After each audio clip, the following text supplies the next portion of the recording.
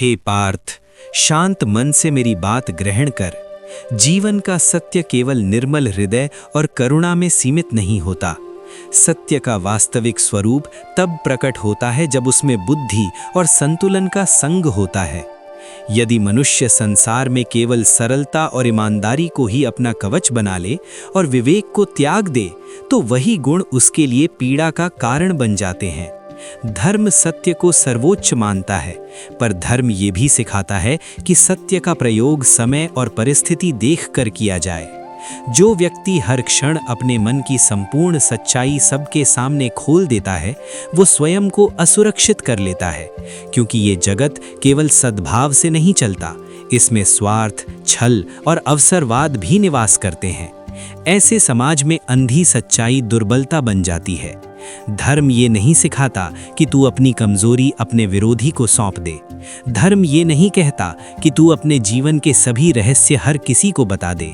धर्म ये भी नहीं चाहता कि तू अपने हृदय के घाव उन हाथों में रख दे जो उन्हें और गहरा करेंगे। स्मरण रख, अग्नि पवित्र होती है, पर जब वो नियंत्रण से बाहर हो जाए तो विनाश करती है। उसी प्रकार ईमानदारी भी जब मर्यादा में रहती है तो रक्षा करती है, पर अति हो जाए तो स्वयं को ही जला देती है। युक्त आचरण ही धर्म की आत्मा है। युक्त आचरण का अर्थ है संयम, समझ और समय की पहचान। जैसे युद्ध भूमि में कोई योद्धा अपने सभी अस्त्र खुले में नहीं रखता, वैसे ही जीवन में भी अपने विचार, भय और योजनाएं हर किसी को नहीं बताई जाती।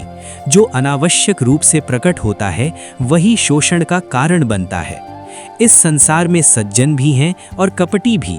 सज्जन सत्य का आदर करेंगे, पर कपटी उसी सत्य को तुझे बांधने की रस्सी बना लेंगे। इसलिए सत्य को ऐसे संभाल जैसे कोई बहुमूल्य रत्न। जहां आवश्यक हो वहां प्रदर्शित कर, और जहां खतरा हो वहां सुरक्षित रख।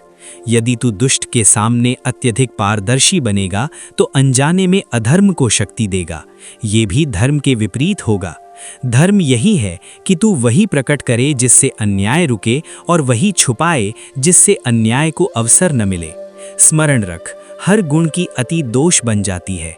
जैसे भोजन में अधिक नमक स्वाद नष्ट कर देता है, वैसे ही विवेकहीन ईमानदारी जीवन को कष्टमय बना देती है।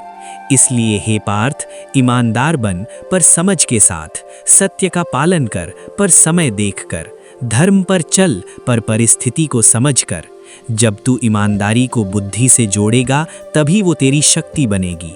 तब सत्य तेरी रक्षा करेगा, तुझे बांधेगा नहीं। यही संतुलन का मार्ग है, यही धर्म का मर्म है, यही जीवन की विजय का सूत्र है।